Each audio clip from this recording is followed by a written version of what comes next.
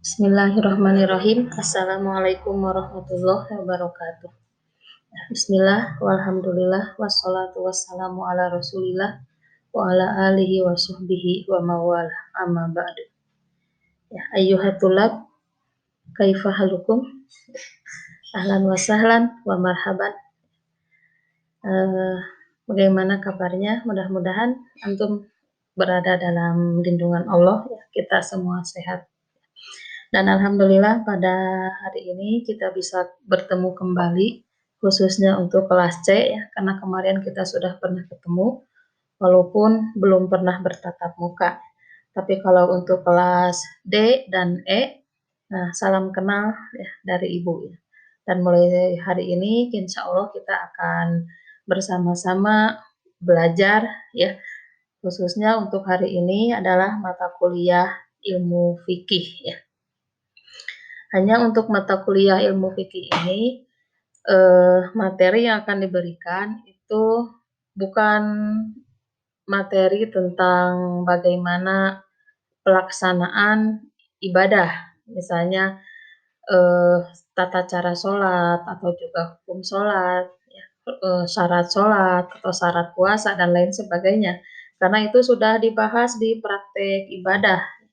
Jadi untuk ilmu fikih sekarang ini lebih fokus kepada bagaimana cara menentukan hukum dari sebuah dalil, ya. Bagaimana cara menetapkan hukum dari sebuah dalil. Jadi kalau sholat, kenapa sholat bisa menjadi wajib? Bagaimana dasarnya? Gitu. Seperti apa cara penentuan hukumnya? Atau juga puasa, kenapa puasa Ramadan itu wajib? Nah, dari mana dasarnya? Bagaimana cara penetapan hukumnya? Nah, untuk pertemuan hari ini kita materinya adalah kontrak pembelajaran dan juga pengenalan silabus, ya, atau sekarang istilahnya itu adalah RPKPS, ya, rencana program dan kegiatan pembelajaran semester. Untuk kontrak pembelajaran yang pertama, bahwa perkuliahan untuk ilmu fikih itu, dan ini juga umum untuk semua, ya. Jadi perkuliahan semester genap ini akan dimulai sejak tanggal 2 Maret 2021 sampai 25 Juli 2021. Dan ini pertemuannya semuanya adalah 16 kali pertemuan. Nah, dari 16 kali pertemuan itu ada 2 pertemuan yang akan kita gunakan untuk ujian, ya, untuk UTS dan juga untuk UAS. Kemudian untuk hari ini adalah kontrak pembelajaran. Jadi total pertemuan kita, ya, pembahasan materi itu adalah 13 pertemuan. Kemudian yang kedua, media pembelajaran. Nah, sekarang karena pembelajaran kita itu daring, jadi metodenya juga atau medianya juga adalah media yang menggunakan online. Nah, ini akan kita pakai untuk pembelajaran ilmu fikih itu adalah aplikasi Inos dan juga WA Group. Penggunaan kedua media ini untuk Inos itu dipergunakan pertama biar antum nanti bisa mengisi daftar hadir. Jadi nanti setiap pertemuan termasuk hari ini, ya, jadi isi daftar hadir dulu, ya, sesuai dengan jadwal yang telah ditetapkan per kelas. Jadi kalau misalnya kelas C, ya berarti Selasa, ya, jam 8.40 sampai jam 10.20 gitu. Jadi kalau misalnya nanti waktunya lewat, ya berarti antum sudah tidak bisa ngisi absen lagi. Kemudian kelas D jam 10.20 sampai jam 12, terus kelas E jam 7 sampai jam 8.40. Jadi pas dari di awal, nah antum ngisi dulu absensi, kemudian silahkan kalau ada file materi silahkan dibuka, termasuk untuk hari ini ada file RPKPS Ilmu Nahu, silahkan di-download, kemudian dibuka, dibaca, dan dipelajari. Nah, nanti setiap pertemuan Ibu selalu akan mengirimkan video, ya, sebagai media untuk menjelaskan materi. gitu, termasuk hari ini ya. Nah, silakan antum simak videonya dan nanti kalau ada hal-hal yang perlu lebih diperjelas lagi, ada pertanyaan, nanti kita diskusikan lewat WA grup. Terus yang ketiga ada komponen penilaian. Nah, komponen penilaian ini semuanya ada 5 komponen. Pertama, tugas terstruktur atau TTS. Tugas terstruktur ini untuk semester sekarang karena perkuliahan kita itu adalah daring, jadi biar antum tidak terlalu berat beban ya, terlalu banyak tugas. Jadi tugas ini sengaja itu dihilangkan, tidak ada ya, tapi nilainya ada, insya Allah ada. Dan khusus untuk tugas ini Ibu kasih semuanya angkanya 80 nilainya. Jadi A semuanya, itu bonus ya. Jadi walaupun nggak kerja apa-apa, ini sudah rata semuanya sudah dikasih 80. Kemudian yang kedua, tugas mandiri. Nah, tugas mandiri ini nanti biasanya akan dikasihkan di menjelang hari ujian akhir ya, menjelang mungkin 2 minggu atau 3 minggu sebelum ujian. Dan itu dikumpulkan pas hari ujian, gitu, pas hari UAS dengan cara dikolektif dulu di Posma atau juga di penanggung jawab matkul ya. Nanti baru dikirim ke Ibu. Nah, kemudian yang harus antum perhatikan untuk pengumpulan tugas itu ada batas waktunya tadi ya pas hari UAS. Nah, kalau misalnya ada seseorang yang ternyata telat mengumpulkan, itu silakan kumpulkan secara pribadi, japri, tapi dengan resiko kalau telat itu nanti standar nilainya akan diturunkan. Jadi kalau misalnya yang kualitasnya sama, tapi pengumpulannya berbeda, maka nilainya juga akan berbeda. Jadi kalau yang tepat waktu mungkin angkanya bisa 80 atau 85, nah kalau yang telat mungkin bisa 70 atau 75, walaupun kualitasnya sama. Kemudian yang ketiga, nilai aktivitas. Nah, aktivitas ini adalah gabungan dari kehadiran, absensi antum di dalam INOS, kemudian dengan keaktifan ketika proses pembelajaran berlangsung. Cuma prosentasenya akan sedikit berbeda. Untuk kehadiran itu hanya 35%, kemudian untuk keaktifan itu 65%, gitu ya. Terus yang keempat dan kelima, ujian tengah semester dengan ujian akhir semester, nanti kita akan melaksanakannya sesuai dengan jadwal yang sudah ditentukan oleh fakultas. Hanya saja ini wanti-wanti dari sekarang, untuk kedua ujian ini, mohon maaf ya, nanti jika antum berhalangan hadir, mohon maaf, ujian tidak ada susulan, gitu. Jadi kalau misalnya ternyata tidak bisa dihindari juga, gitu, maka antum silahkan nanti mengikuti ujian susulannya tahun depan ikut ke kelas bawah tanpa harus kuliah lagi. Jadi cukup ujiannya aja. Dan nilai yang di semester ini ya berarti nilai yang seadanya, gabungan dari tugas mandiri, aktivitas gitu. Nah, nanti ini kelima poin ini semuanya digabungkan, dijumlahkan, kemudian dibagi 5. Nanti akan muncul nilainya berapa. Kalau 80 ya berarti A, 70, 75 itu berarti B. Nah, untuk lebih jelasnya urutan nilainya nanti antum baca aja di RPKPS itu sudah dijelaskan semuanya ya batas-batas nilainya.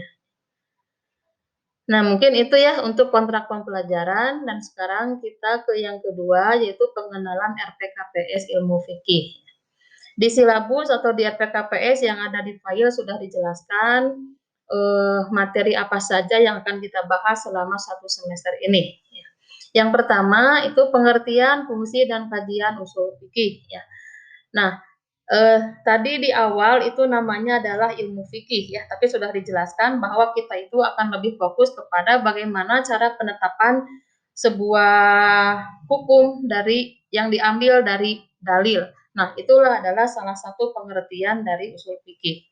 Jadi cara menetapkan hukumnya, bukan tata cara pelaksanaan ibadahnya. Contoh begini, kenapa sholat duhur wajib? Kenapa sholat asar wajib? Sementara di Al-Quran tidak ada yang menjelaskan, tidak ada ayat yang menerangkan as-sholatu wajibatun atau as-shaumu wajibun, al-hajju wajibun, itu tidak ada. Tapi kenapa harus menjadi wajib? Padahal di Al-Quran contoh untuk sholat saja hanya ada aqimus sholah atau yang lain-lainnya, misalnya yuqimunas sholah dan lain sebagainya. Tapi tidak pernah ada ayat seperti as-sholatu wajibatun. Nah, dari usul fikih inilah yang akan menggali dari lafadz aqimu lantas kemudian menjadi hukum sholat menjadi wajib. Nah, sholat juga kan tidak semuanya wajib. Misalnya tahajud. Tahajud itu kan menjadi sunnah. Kenapa bisa berbeda? Padahal sama-sama sholat. Nah, nanti kita akan bahas di ilmu usul fikih ini. Kemudian yang kedua adalah sumber hukum Islam. Sumber hukum Islam ya sumbernya gitu. Jadi menetapkan hukum Islam itu harus bersumber. Nah, apa sumber hukum Islam? Adalah Al-Quran dan Sunnah. Nah, ini yang ittifaq, yang qot'i. Jadi semua hukum itu semuanya berdasarkan kepada Al-Quran dan hadis. Termasuk sholat wajib itu ada di Al-Qurannya gitu. Ada puasa wajib juga ada di Al-Qurannya. Nah, untuk sunnah, sunnah lebih kepada penjelas atau pemuat dari Al-Quran. Yang pokok adalah Al-Quran. Yang ketiga masih di sumber hukum Islam, yaitu ijma dan qiyas. Nah, para ulama itu yang ittifaqnya adalah Al-Quran dan Sunnah. Kalau yang ijma dan qiyas itu ya ikhtilaf. Ya.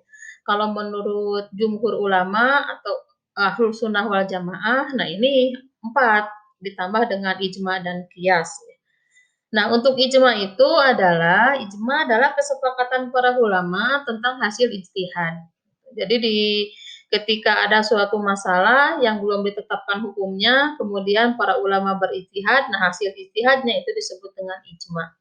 Terus untuk kias itu sebenarnya menyerupakan kasus yang belum ada hukumnya disamakan dengan kasus yang sudah ada hukumnya gitu.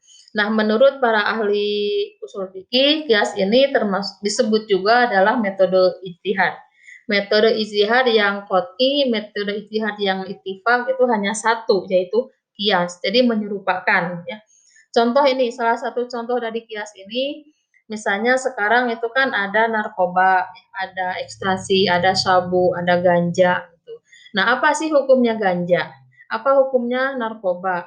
Nah, sementara di Al-Qur'an itu belum tidak ada gitu yang menjelaskan tentang narkoba gitu, tentang ekstasi. Karena ketika Al-Qur'an turun, zaman Rasulullah kan belum ada ganja, belum ada narkoba.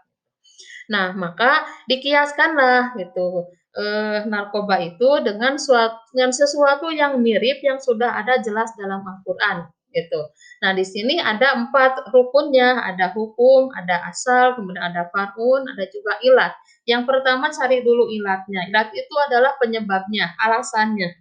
Nah, di Al-Qur'an yang mirip-mirip dengan ganja itu adalah khamr kan gitu. Nah, eh innamal khamru wal maisir itu kan rijlun min amali syaiton fajtanibuhu ujungnya. Maka di situ hukumnya khamr itu adalah haram. Nah, kemudian cari ilat yang sama. Di ayat di situ khamr itu diharamkan karena dia memabukkan. Nah, ekstasi itu juga sama memabukkan. Nah, maka disamakanlah ekstasi dengan khamr karena sama-sama memabukkan. Jadi khamr memabukkan haram, ekstasi memabukkan haram. Nah, berarti khamr haram, ekstasi juga haram. Nah, itu metode qiyas ya, jadi disamakan. Kemudian yang keempat adalah ijtihad dan perkembangannya. Nah, tadi di ijma sudah sedikit dijelaskan, ijma itu adalah kesepakatan para ulama tentang hasil ijtihad. Nah, ini baru sekarang ijtihadnya. Ijtihad itu adalah mengerahkan seluruh kemampuan yang dilakukan oleh para ahli, para ulama tentang suatu hukum. Nah, ini orang yang melakukannya disebut dengan mujtahid. Nah, nanti ada syarat-syarat seseorang bisa menjadi mujtahid. Jadi tidak sembarangan. Jadi ada syarat-syarat yang super ketat yang bisa seseorang itu bisa menjadi mujtahid. Kemudian perkembangan ijtihad itu pada dasarnya ijtihad sudah ada sejak Rasulullah masih ada. Jadi artinya Rasulullah adalah orang pertama yang melakukan ijtihad. Nanti ada fase-fasenya. Ada fase sahabat, misalnya dari yang Khulafaur Rasyidin. Masing-masing mereka berijtihad dan ada produk ijtihadnya. Kemudian pada masa tabi'in dan kesininya ada masa imam madhab. Yang kita kenal madhab di fikih itu ada madhab Syafi'iyah, Hanafiyah, Hambaliyah, dan Malikiyah. Nah, itu adalah salah satu produk dari ini, ya perkembangan ijtihad. Dan masing-masing madhab itu kan mereka punya punya metode sendiri dan nanti juga produknya juga ada sedikit berbeda. Tapi tentunya yang berbeda juga tidak begitu jauh ya, karena tetap bersumber kepada Al-Quran, kepada hadis, dan mereka juga punya punya punya cara sendiri, punya dalil-dalil sendiri. Nanti kita bahas ya di ijtihad. Kemudian yang kelima, ada metode ijtihad. Nah, tadi kias itu adalah metode ijtihad yang ittifaq. Satu-satunya yang ittifaq adalah kias. Berarti ada yang ikhtilafnya. Nah, ini dari nomor 5 ke sampai syar'u man qablana itu yang ikhtilaf. Artinya, ikhtilaf itu tidak seluruh ulama menggunakan metode ini. Jadi masing-masing ulama berbeda ya, tergantung kepada kemampuan dia dalam berijtihad, juga ya tergantung dari keyakinan mereka dalam berijtihad. Yang pertama metodenya adalah istihsan.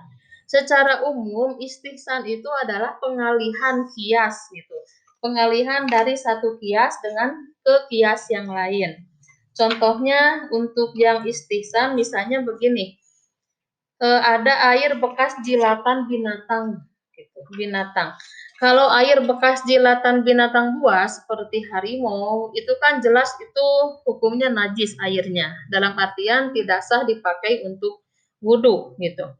Nah, sekarang bagaimana kalau ada air bekas minumnya burung buas gitu. Misalnya seperti elang, raja wali.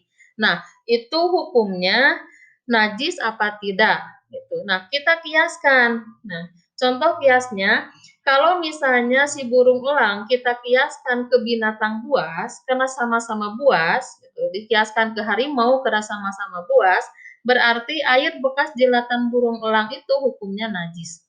Tapi kalau burung elang itu kita kiaskan kepada jenis burung, burung yang lain, ya, burung merpati misalnya, dengan dasar karena sama-sama jenis burung. Nah, maka air bekas jilatan burung elang itu hukumnya menjadi bersih. Nah, sekarang kita analisa. Binatang buas ketika minum, dia akan menjulurkan lidahnya ke air. Maka itu kemungkinan ada air liur yang keluar, kemudian masuk ke air. Nah, makanya menjadi najis. Tapi ketika burung minum kan tidak dengan lidahnya, tapi burung minum dengan paruhnya, gitu. Jadi ada besar kemungkinan air liur tidak akan masuk. Sama halnya dengan burung elang. Burung elang minum tidak dengan lidah. Nah, makanya dipindahkanlah, diambil yang terbaik gitu, yang lebih dekat gitu. Maka burung elang lebih dikiaskan kepada jenis burung, bukan kepada jenis binatang buasnya. Nah, itu istihsan ya. Jadi mengalihkan satu kias kepada kias lain yang dianggap lebih kuat dan lebih baik gitu. Kemudian yang kedua, maslahah mursalah.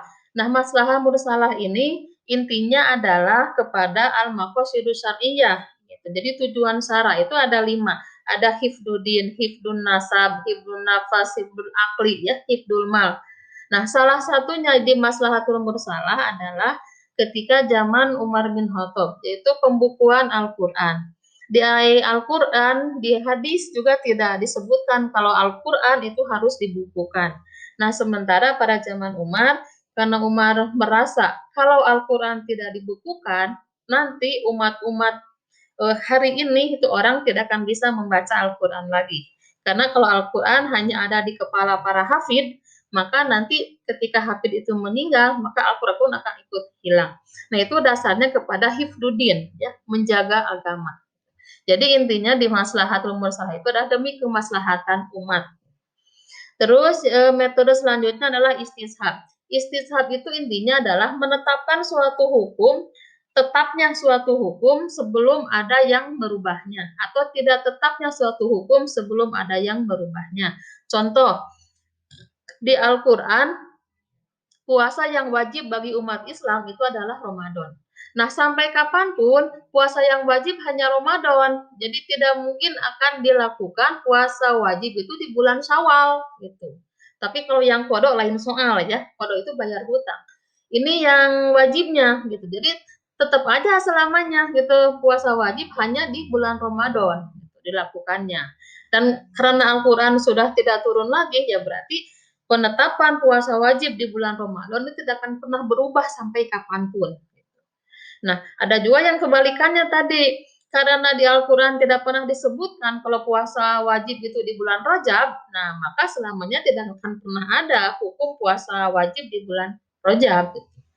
Itu istishab ya. Kemudian yang selanjutnya ada al-uraf. Uraf itu sering disebut dengan adat gitu. Nah, ini di sini adat itu banyak sekali nanti jenisnya. Sekarang salah satunya aja, uruf itu ada uruf kauli, ada juga uruf fi'li. Kauli itu adalah perkataan. Misalnya begini, orang sering menyebutnya kalau misalnya ada orang membeli daging gitu. Nah, kesan kita, saya beli daging, berarti saya akan beli daging kambing, daging ayam, atau daging sapi kan gitu. Nah, kemudian kalau misalnya ikan, orang tidak akan pernah membeli atau berkata, saya membeli daging ikan. Walaupun yang dimakannya ikan itulah dagingnya. Karena beda adat gitu. Karena di lingkungan, di semuanya itu tidak pernah ada yang bilang daging ikan. Nah, makanya ketika misalnya ada orang yang bersumpah begini, mulai hari ini aku tidak akan pernah lagi makan daging gitu. Nah, kalau suatu hari dia makan ikan, nah apakah dia melanggar sumpahnya atau tidak? Nah, secara adat, daging ikan itu adalah bukan jenis dari daging, walaupun yang dimakannya adalah dagingnya.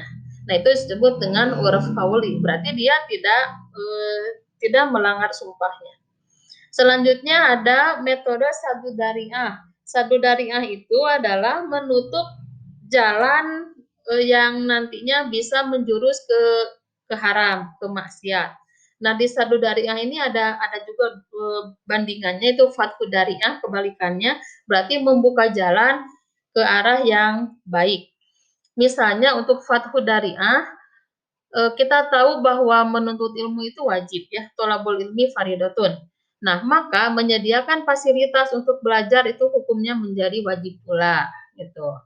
Kemudian sholat itu wajib. Salah satu syarat sholat itu mesti menutup aurat.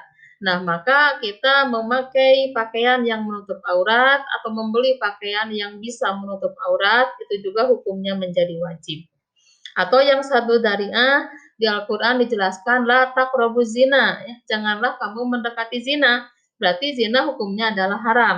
Nah, sadu dariahnya berarti kita tidak boleh melakukan hal-hal yang sekiranya dapat menjurus kepada perbuatan zina. Misalnya, maaf, nonton video porno. Nah, itu karena bisa menjurus ke arah sana. Ya, kecuali untuk pasangan suami istri itu nggak jadi soal.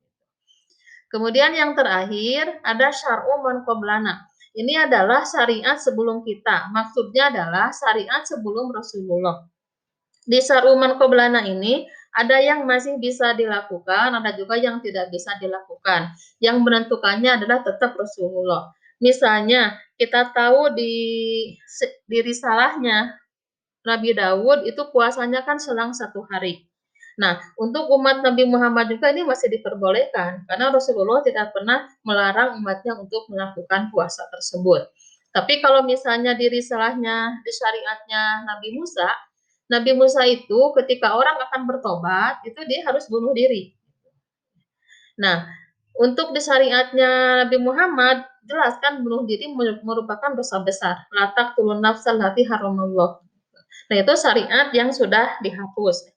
Atau misalnya di zaman Nabi Musa, setiap hari Sabtu orang tidak boleh makan daging, gitu. Tapi kan untuk umat Rasulullah sekarang kan bebas, gak ada batasan, hari apapun diperbolehkan untuk makan daging.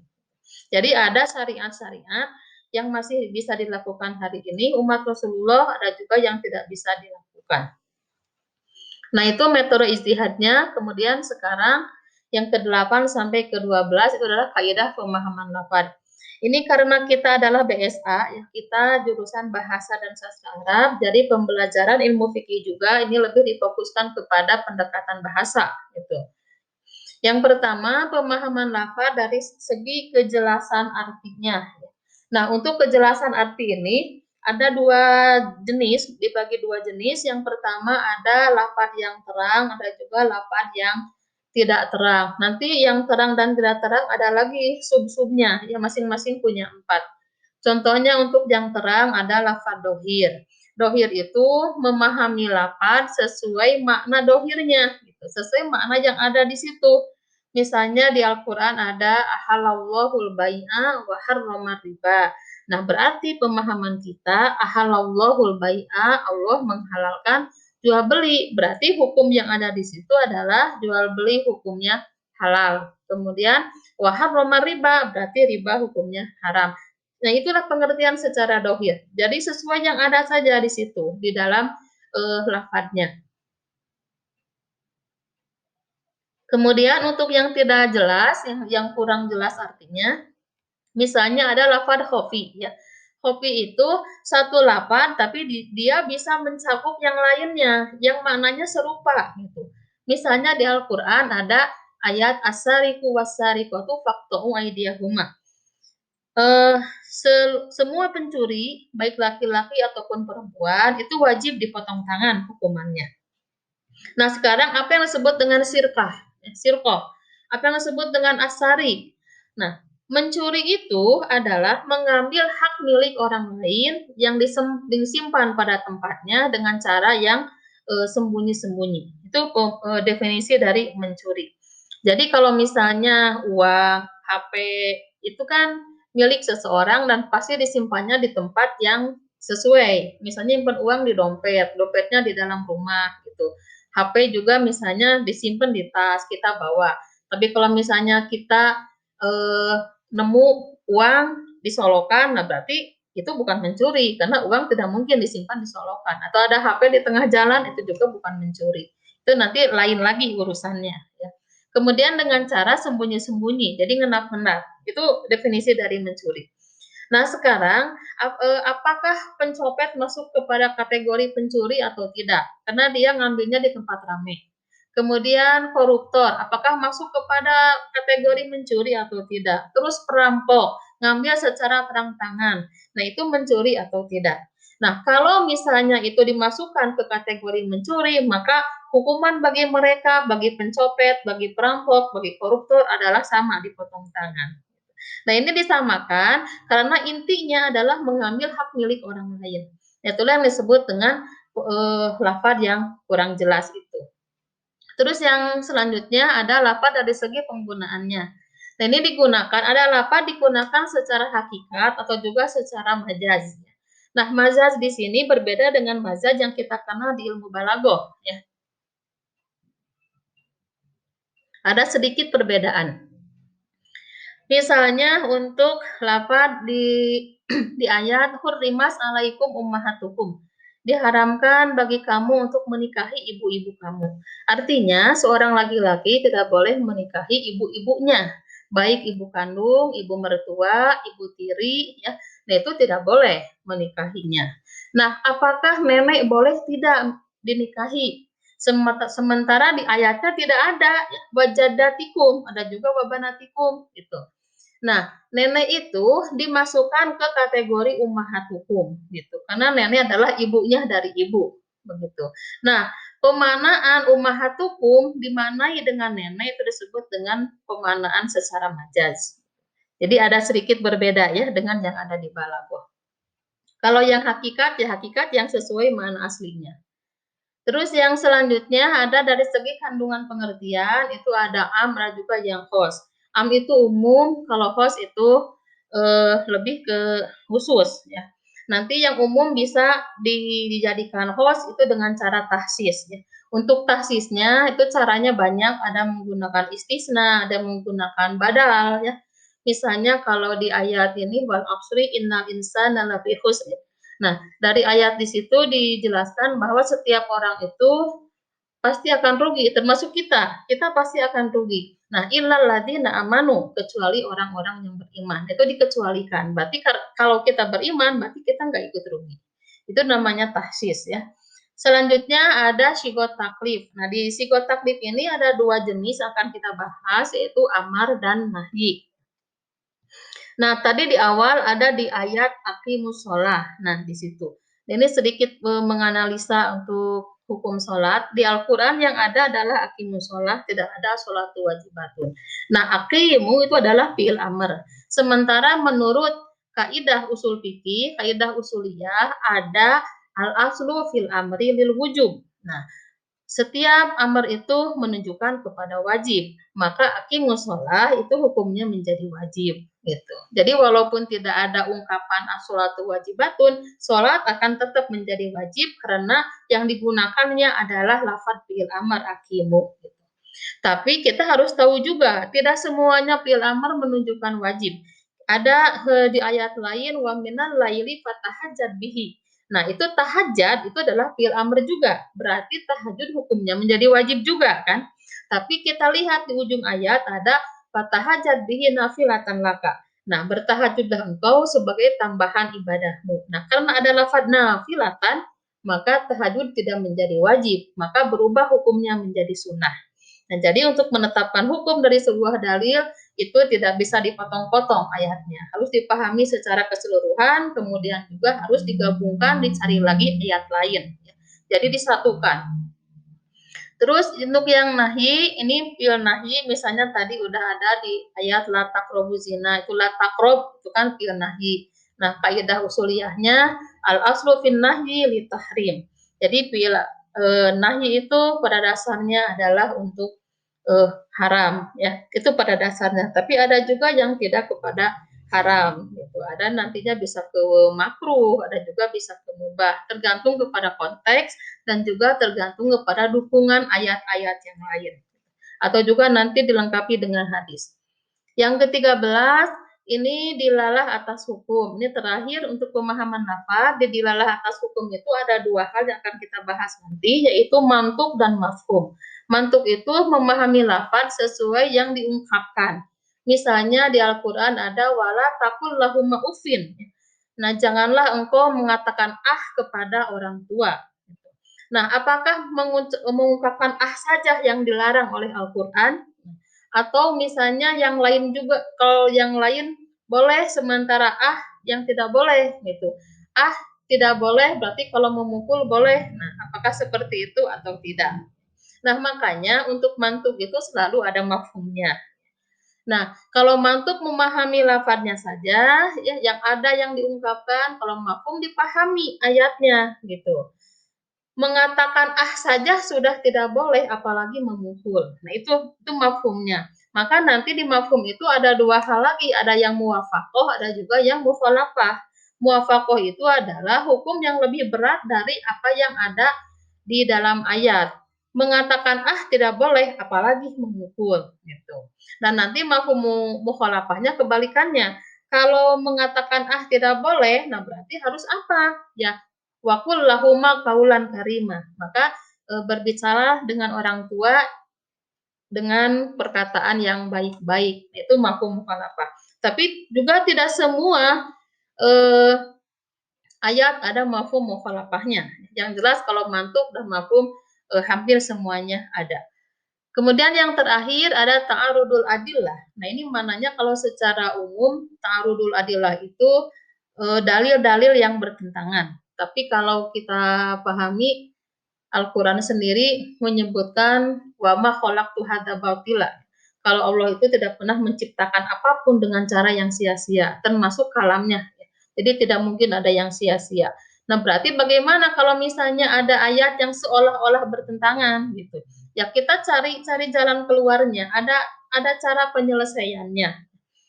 Misalnya ada di surat Al-Baqarah ayat 228 yang menyatakan al-mutallaqatu yatarabasna bi anfusihinna salasata quru. Nah, ayat ini menjelaskan bahwa seorang wanita yang dicerai oleh suaminya, maka iddahnya adalah 3 kali quru. Quru itu kalau menurut Imam Syafi'i itu 3 kali suci. Ya, quru itu suci. Tapi kalau menurut Imam Hanafi itu haid. Jadi kalau seorang janda itu iddahnya adalah 3 kali quru gitu, atau 3 kali haid. Jadi kalau sudah selang 3 kali haid, nah berarti dia baru boleh menikah lagi dengan yang lain atau juga boleh rujuk lagi misalnya. Tapi kalau untuk rujuk nanti ada aturan khusus lagi ya. Nah, kemudian ada di surat At-Tolak ayat 4 yang menyatakan wa ulatul ahmali ajalahunna ayyaduna hamlahunna. Nah, ayat ini menjelaskan bahwa seorang wanita yang dicerai suaminya dalam keadaan hamil, maka iddahnya adalah sampai dia melahirkan. Nah, di sini kalau secara kasat mata itu seolah-olah bertentangan dengan ayat tadi yang pertama. Ayat pertama kan menyatakan seluruh perempuan itu 3 kali kuruk. Itu kan umum, tidak ada batasan yang hamil dan tidak hamil. Nah, sementara yang kedua di sini khusus untuk yang hamil gitu. Dan ini kan seolah-olah bertentangan, padahal kan tidak bertentangan. Jadi kalau yang atas itu seluruh perempuan idahnya 3 kali kuruk, tapi kecuali yang hamil gitu maksudnya. Karena yang hamil ada diatur lagi dalam ayat yang lain. Nah, maka ayat ini walaupun kelihatannya bertentangan tapi kan tidak bertentangan. Jadi dipergunakan sesuai faktanya. Jadi kalau untuk yang hamil maka idahnya sampai dia melahirkan. Jadi kalau misalnya hari ini dicerai sama suaminya, besok melahirkan maka lusa sudah bisa menikah lagi. Tapi kalau misalnya ketika cerai dia baru hamilnya 1 bulan, ya berarti harus tunggu sampai lahiran dulu. Nah, mungkin ya itu yang akan disampaikan nanti kita selama 1 semester. Ini semuanya ada 13 materi untuk 13 pertemuan. Nah, mudah-mudahan bisa dipahami. Nanti kalau ada masalah kita lanjut diskusi di WA group ya. Sekian, terima kasih. Wassalamualaikum warahmatullahi wabarakatuh.